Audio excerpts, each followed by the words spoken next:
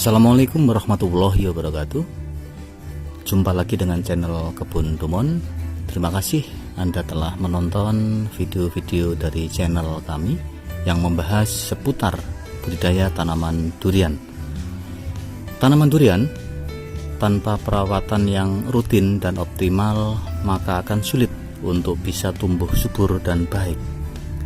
Ada beberapa perawatan yang harus dilakukan untuk budidaya tanaman durian, antara lain pemupukan, pemangkasan, kemudian juga pembersihan gulma, kemudian juga penyemprotan hama penyakit, kemudian juga upaya pemberian unsur-unsur mikro kepada tanaman dan lain sebagainya perawatannya. Nah, pada kali ini kami ingin berbagi informasi tentang cara penyemprotan pada tanaman durian.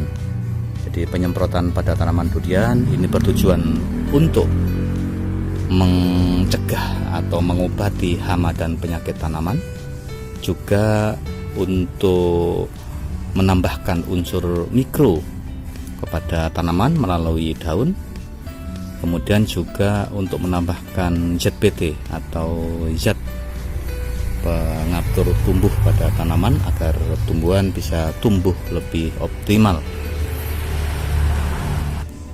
Penyemprotan harus dilakukan sejak bibit durian masih di dalam polybag, di dalam masa karantina, ataupun juga dilakukan secara rutin pada mulai tanaman ditanam di lahan. Juga pada proses pembesaran tanaman juga harus rutin dilakukan penyemprotan. Nah, bagaimanakah cara penyemprotannya? Kemudian obat atau pupuk daun apa saja yang diberikan, dan juga ZBT apa yang diberikan, serta dosis dan banyak takarannya seberapa. Ikuti lebih lanjut dari video ini. Tetapi bagi Anda yang belum subscribe, silahkan subscribe dulu dengan cara klik tulisan subscribe di bawah layar Anda, sekaligus hidupkan notifikasi lonceng agar Anda selalu mendapatkan kiriman gratis video-video dari Kebun Dumon.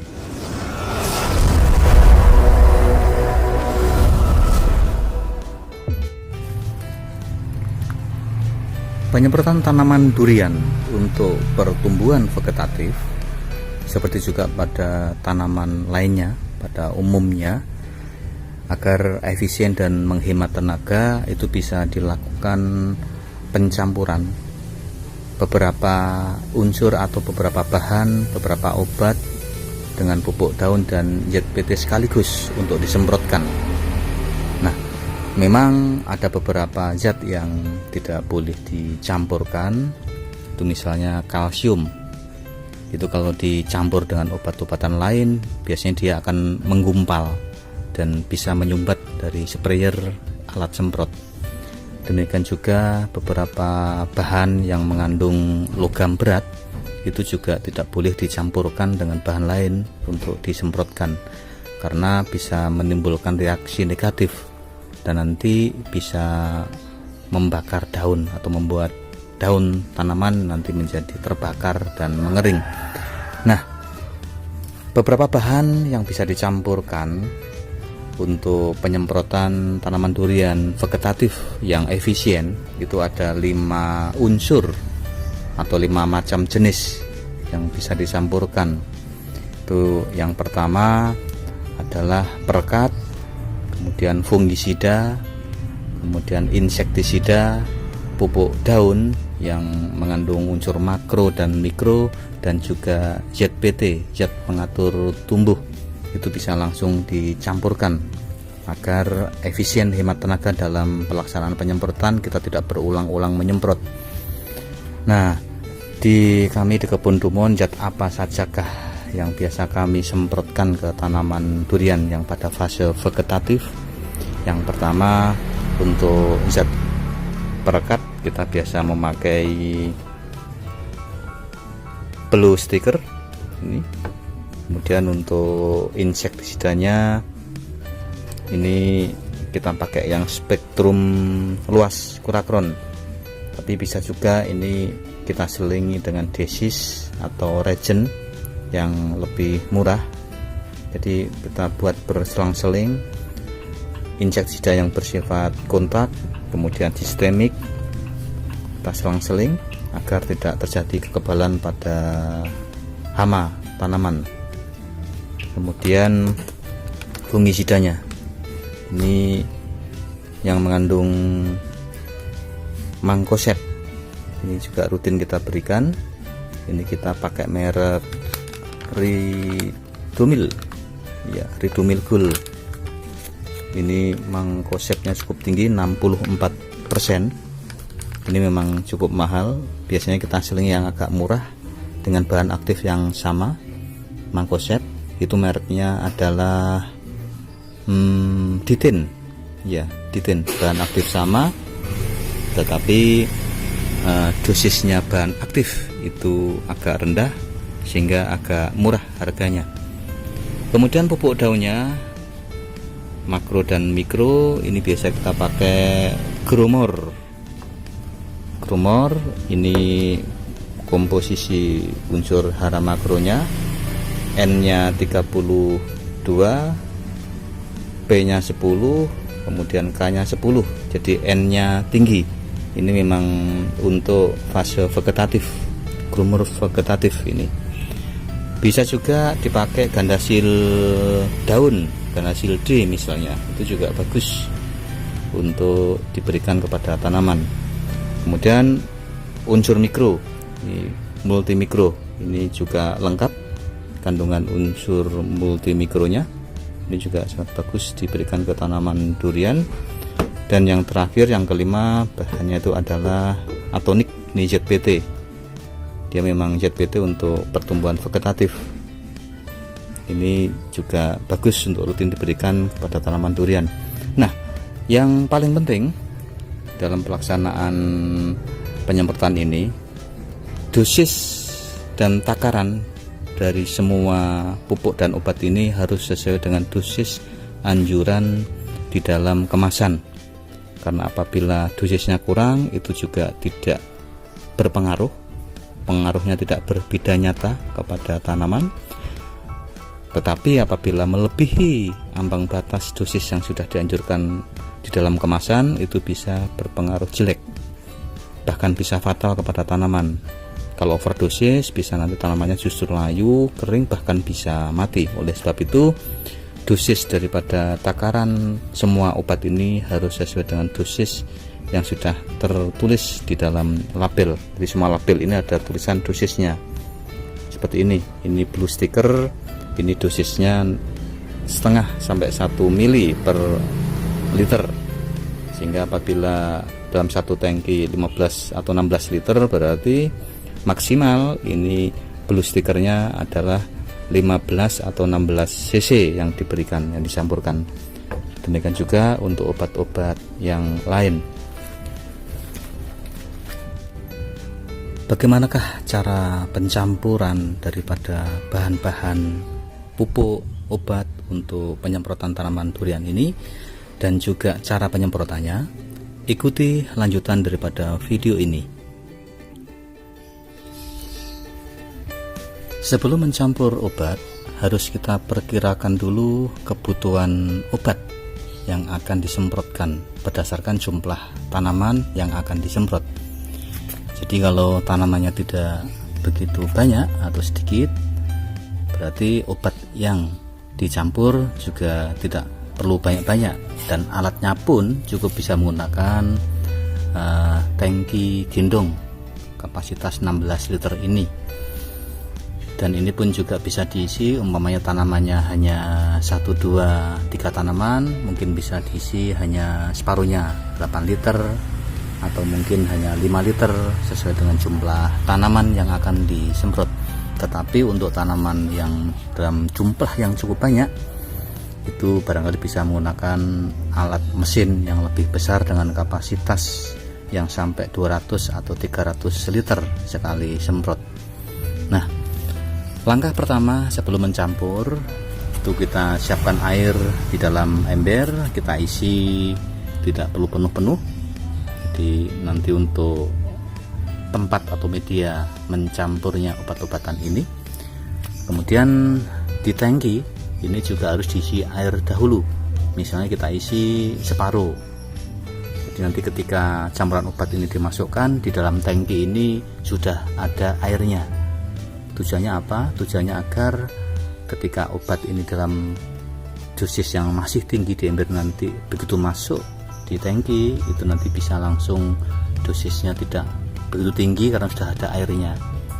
Ini juga untuk menjaga keawetan daripada alat kita biar tidak terkena kandungan bahan kimia atau pupuk itu dalam konsentrasi yang tinggi yang bisa merusak plastik atau bisa merusak besi di alat semprot kita.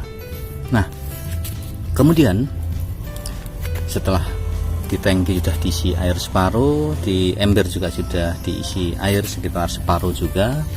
Kemudian kita masukkan obat-obat ini sesuai dengan dosis yang tertera dan sesuai kebutuhan obat yang akan kita semprotkan.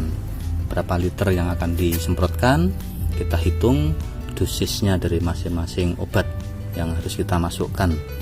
Jadi misalnya Gromor ini dosisnya karena 1 sampai 2 gram per liter, kita ambil tengah-tengahnya. Jadi dosis kita pakai 1,5 gram per liter, berarti untuk 15 liter atau 16 liter tangki ini itu dibutuhkan gramnya sekitar 16 ditambah 8 sekitar 24 gram. Nah, 24 gram kalau 1 sendok ini adalah 16 gram, berarti yang kita tambahkan ke campuran obat nanti dari Gromor itu adalah 1,5 sendok, 16 gram, kemudian ditambah lagi setengah sendok. Nah, berarti 24 gram sudah kita campurkan. Demikian juga untuk obat-obatan yang lain sesuai dengan dosisnya. Kemudian setelah semua obat sudah dimasukkan, kita aduk ke dalam ember ini. Airnya diaduk dengan alat, kalau bisa jangan pakai tongkat yang dari logam, kalau bisa dari kayu atau bambu, karena bahan pipa besi logam itu apabila bertemu dengan bahan-bahan pupuk, bahan obat ini nanti juga bisa bereaksi korosi yang tidak dikehendaki dalam campuran ini, sehingga sebaiknya menggunakan pengaduk dari bambu atau dari kayu. Nah, nanti setelah larutan ini merata betul, kemudian ini kita masukkan ke dalam tangki, kemudian kita sudah siap untuk menyemprot ke tanaman durian kita agar nanti bisa tumbuh subur dan bisa tumbuh optimal. Nah, sebelum kita melakukan penyemprotan harus kita pastikan dulu perlengkapan atau peralatan keselamatan atau safety-nya itu sudah kita pakai, misalnya masker, kemudian kacamata untuk keamanan mata, kemudian juga penutup kepala, dan juga pakaian harus berlengan panjang untuk melindungi tubuh dari obat-obatan yang akan kita semprotkan. Nah, setelah siap, kemudian kita lakukan penyemprotan. Kita juga harus melihat arah angin cara penyemprotannya. Jadi misalnya angin dari arah selatan, itu berarti kita nyemprotnya harus dari selatan ke utara, menghadap ke utara, agar tidak obat yang kita semprotkan itu kembali ke tubuh atau ke wajah kita. Nah, kemudian penyemprotan juga harus dilakukan dari bagian atas daun, kemudian juga bagian bawah daun. Bawah daun ini juga harus dilakukan penyemprotan secara merata. Kemudian juga batang tanaman, batang cabang, batang-batangnya ini juga harus disemprot untuk mencegah atau mengobati penyakit berhama yang mungkin ada di tanaman. Bagian atas daun, kemudian juga bagian bawah daun, kemudian juga batang-batangnya kita semprot. Nah, itu seterusnya untuk semua tanaman. Nah, penyemprotan ini sebaiknya dilakukan seminggu sekali. Nah, khusus untuk pengobatan itu bisa frekuensi lebih dipercepat 3 hari sekali misalnya untuk pengobatan. Tapi kalau untuk pencegahan rutin atau perawatan rutin itu bisa dilakukan seminggu sampai 2 minggu sekali. Nah, yang perlu diperhatikan lagi dalam penyemprotan itu tidak boleh dilakukan pada saat matahari terik atau siang yang panas. Sebaiknya dilakukan pada pagi hari atau sore hari, tentunya pada saat tidak hujan. Sebab kalau dilakukan pada siang hari yang terik, itu selain bisa obat atau pupuknya menguap hilang, itu bisa berakibat negatif bagi tanaman. Bisa daunnya terbakar dan itu bisa merusak tanaman. Nah, barangkali itu yang bisa kami sampaikan terkait dengan penyemprotan tanaman durian agar tanaman bisa tumbuh secara optimal dan subur. Kurang lebihnya mohon maaf. Semoga bermanfaat. Assalamualaikum warahmatullahi wabarakatuh.